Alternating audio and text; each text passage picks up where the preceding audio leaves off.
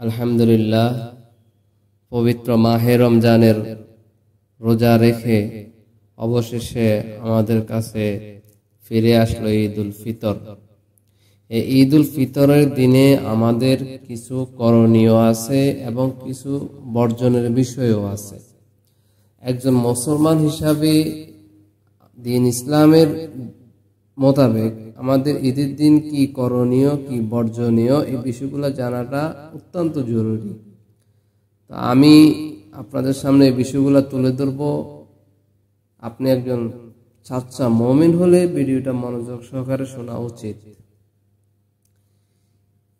ঈদ অর্থ আনন্দ বা উৎসব, যা বারবার ফিরে আসে। ফিতর অর্থ হলো রোজা ভঙ্গ করা। ঈদের দিন ফাতরাস গ্রহণ করে এক মাস রোজা রাখার নিয়মকে ভাঙ্গা হয় বিদায় এই ঈদকে ঈদ উল ফিতর বলা হয়। ঈদ কেবল আনন্দ বা উৎসবের নাম নয়, বরং ইবাদত বন্দেগীর দ্বারা মহান আল্লাহর অনুগ্রহ, ক্ষমা ও সন্তুষ্টি লাভের মাধ্যম।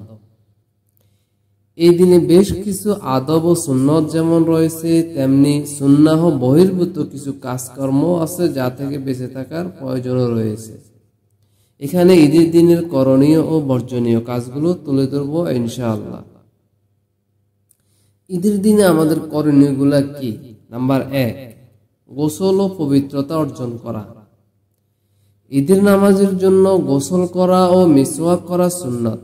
আব্দুল্লাহ ইবনে আব্বাস রাদিয়াল্লাহু তাআলা আনহু বলেন, নবী করিম সাল্লাল্লাহু আলাইহি ওয়াসাল্লাম ঈদুল ফিতর ও আজহার দিন গোসল করতেন।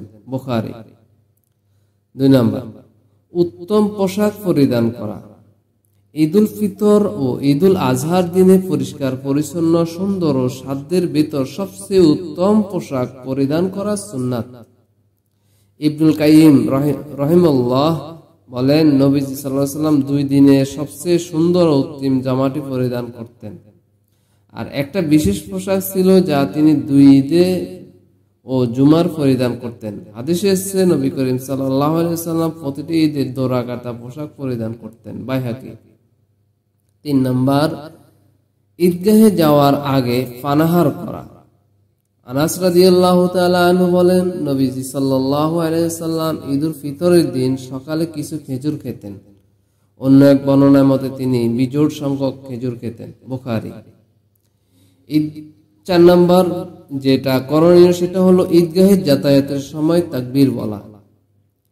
ঈদগাহে যাতায়াতের সময় ঈদুল ফিতরের দিন তুলনামূলক নিম্ন স্বরে তাকবীর বলা ও ঈদুল আজহার দিনে উচ্চ স্বরে তাকবীর পাঠ করা সুন্নাত। ইমাম জোহরি থেকে বর্ণিত, নবীজি সাল্লাল্লাহু আলাইহি ওয়াসাল্লাম ঈদুল ফিতরের দিন তাকবীর পাঠ করতে করতে ঈদগাহের দিকে গমন করতেন। নামাজ পড়া পর্যন্ত ওই তাকবীর অব্যাহত রাখতেন। নামাজ শেষ হলে তাকবীর পাঠ বন্ধ করে ফেলতেন। সিলসিলাতুল আহাদিস আস-সাহিহা 71। 5 নম্বর যেটা করণীয়, ঈদগাহে আসা যাওয়ার রাস্তা পরিবর্তন করা। ঈদগাহে যাতায়াতের রাস্তা পরিবর্তন করা সুন্নাত। যাওয়ার সময় এক রাস্তা দিয়ে গমন করা আর প্রস্থানের সময় অন্য রাস্তা ব্যবহার করা সুন্নাত। জাবের ইবনে আব্দুল্লাহ রাদিয়াল্লাহু তাআলা আনহু বলেন, নবীজি সাল্লাল্লাহু আলাইহি ওয়াসাল্লাম ঈদের দিন ঈদগাহে আসার যাওয়ার রাস্তা পরিবর্তন করতেন। বুখারী। 6 নম্বর যেটা আমাদের জন্য করণীয় সেটা হলো ঈদে হেঁটে ঈদগাহে যাওয়া। কোন ধরনের অপারগতা ও অক্ষমতা না থাকলে হেঁটে ঈদগাহে গমন করা এটা সুন্নাত। আব্দুল্লাহ ইবনে ওমর রাদিয়াল্লাহু তাআলা আনহু বর্ণনা করেন, রাসূল সাল্লাল্লাহু আলাইহি ওয়াসাল্লাম হেঁটে ঈদগাহে গমন করতেন এবং হেঁটে ঈদগাহ থেকে প্রত্যাগমন করতেন। তিরমিজি। 7 নম্বর যেটা আমাদের জন্য করণীয় ঈদের দিন ঈদগাহে যেতে শিশুদের সঙ্গে নেওয়া। আব্দুল্লাহ ইবনে ওমর রাদিয়াল্লাহু তাআলা আনহু থেকে বর্ণিত, রাসূলুল্লাহ সাল্লাল্লাহু আলাইহি ওয়াসাল্লাম 2 ঈদের দিন ঈদগাহে যাওয়ার সময় ফজল ইবনে আব্বাস, আব্দুল্লাহ ইবনে আব্বাস, আব্বাস, আলী, জাফর, হাসান, হুসাইন, ওসামা বিন জায়েদ বিন হারিসা, আইমান ইবনে উম্মু আইমান রাদিয়াল্লাহু আনহুমাকে সঙ্গে নিয়ে উচ্চ স্বরে তাকবীর ও তাহলিল পাঠ করতে করতে বের হতেন। অতঃপর তিনি কামারদের রাস্তা দিয়ে ঈদগাহে উপস্থিত হতেন এবং প্রত্যাবর্তনের সময় মসজিদের রাস্তা দিয়েই করে আসতেন। সুনানে কুবরা বাইহাকি। যে 8 নম্বর যেটা করণীয় সেটা হলো ঈদের শুভেচ্ছা বিনিময় করা। ঈদের দিন একে অপরের সঙ্গে সাক্ষাৎ হলে শুভেচ্ছা বিনিময় করা, এটাও সুন্নাত। হাদিসে বর্ণিত আছে, জুবাইর বিন নুফাইর রাদিয়াল্লাহু তাআলা আনহু বলেন, নবীজি সাল্লাল্লাহু আলাইহি ওয়াসাল্লাম সাহাবায়ে কেরাম ঈদের দিন পরস্পর সাক্ষাৎ হলে বলতেন, তাকাব্বালাল্লাহু মিন্না ওয়া মিনকুম, অর্থাৎ আল্লাহ আমার ও আপনার যাবতীয় ভালো কাজ কবুল করুক। ফাতহুল কাদির। ঈদের খুতবা শোনা। 9 নম্বর যেটা করণীয়, ঈদের খুতবা শোনা। ঈদের নামাজ শেষে খুতবা মনোযোগ সহকারে শোনা। হাদিসে এসেছে, আব্দুল্লাহ বিন সাইব রাদিয়াল্লাহু তাআলা আনহু বলেন, নবী সাল্লাল্লাহু আলাইহি ওয়াসাল্লামের সঙ্গে আমি ঈদগাহে উপস্থিত হলাম। এরপর তিনি আমাদের নামাজ পড়িয়েছেন। অতঃপর তিনি বললেন, আমরা নামাজ শেষ করেছি, যার ইচ্ছা সে খুতবা শোনার জন্য বসবে, আর যে চলে যেতে চায় সে চলে যাবে। ইবনে মাজাহ 1073 নম্বর হাদিস। এই গেল আমাদের এতক্ষণ যে কথাগুলা বললাম, এটা হলো ঈদের দিন আমাদের করণীয় বিষয়গুলা। এবং আমাদের কিছু বর্জনীয় বিষয় আছে। সে বর্জনীয় বিষয়গুলো হলো, নাম্বার 1, বিজাতীয় সংস্কৃতি কাম্য নয়। ঈদুল ফিতরের মতো ধর্মীয় উৎসবগুলো মুসলমানদের জন্য নিজস্ব সংস্কৃতিতে সম্পন্ন করা উচিত। বিজাতীয় সংস্কৃতি পালন করা কোনোভাবেই এটা উচিত নয়, কেননা এই ব্যাপারে কঠোর নিষেধাজ্ঞা এসেছে। ইবনে ওমর রাদিয়াল্লাহু তাআলা আনহু বলেন, রাসূল সাল্লাল্লাহু আলাইহি ওয়াসাল্লাম বলেন, যে ব্যক্তি কোনো কওমের সম্প্রদায়ের অনুকরণ করবে সে তাদেরই দলভুক্ত হবে। আবু দাউদ। 2 নম্বর যেটা বর্জন করা উচিত, বিদআত থেকে সতর্ক থাকা।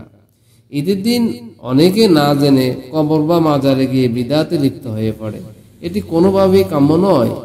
কবর জিয়ারত নিঃসন্দেহে একটি নেক আমল, কিন্তু ঈদের দিন কবর জিয়ারত বিশেষ সওয়াব আছে বলে বিশ্বাস করা বা এটিকে একটি প্রথা বানিয়ে নেওয়া শরীয়তসম্মত নয়। রাসূলুল্লাহ সাল্লাল্লাহু আলাইহি ওয়াসাল্লাম বলেন, তোমরা আমার কবরে ঈদ উদযাপন করবে না বা ঈদের স্থান বানাবে না। আবু দাউদ। 3 নম্বর যেটা বর্জনীয়, গান বাজনা সিনেমা থেকে দূরে থাকা। ঈদের দিন একটি স্বাভাবিক গুনাহ হলো গান বাজনা শোনা, এতে জড়িত হওয়া। শরীয়তে এটি নিষিদ্ধ, এই ব্যাপারে কোনো সন্দেহ নেই। আবার যদি হয় অশ্লীল গান বা সিনেমা, তাহলে তো হারাম হওয়ার ব্যাপারে কোনো ভিন্নমতি নেই। হাদিসে এসেছে, রাসূলুল্লাহ সাল্লাল্লাহু আলাইহি ওয়াসাল্লাম বলেন, আমার উম্মতের মাঝে এমন একটা দল পাওয়া যাবে যারা ব্যভিচার, রেশমি পোশাক, মদ ও বাদ্যযন্ত্রকে হালাল বা বৈধ মনে করবে। এটা বুখারী। ঈদের দিন অপচয় না করা। অপচয় এমন খরচকে বলা হয় যার কোনো উদ্দেশ্য নেই, যার কোনো ফায়দা নেই। ঈদের দিনকে ঘিরে অনেকে অযথা খরচ করেন, অথচ আল্লাহ তাআলা অপচয় করতে নিষেধ করেছেন। ইরশাদ হয়েছে, আর তোমরা অপচয় করো না, নিশ্চয় তিনি অপচয়কারীকে ভালোবাসেন না। সূরা আনআম আয়াত 141।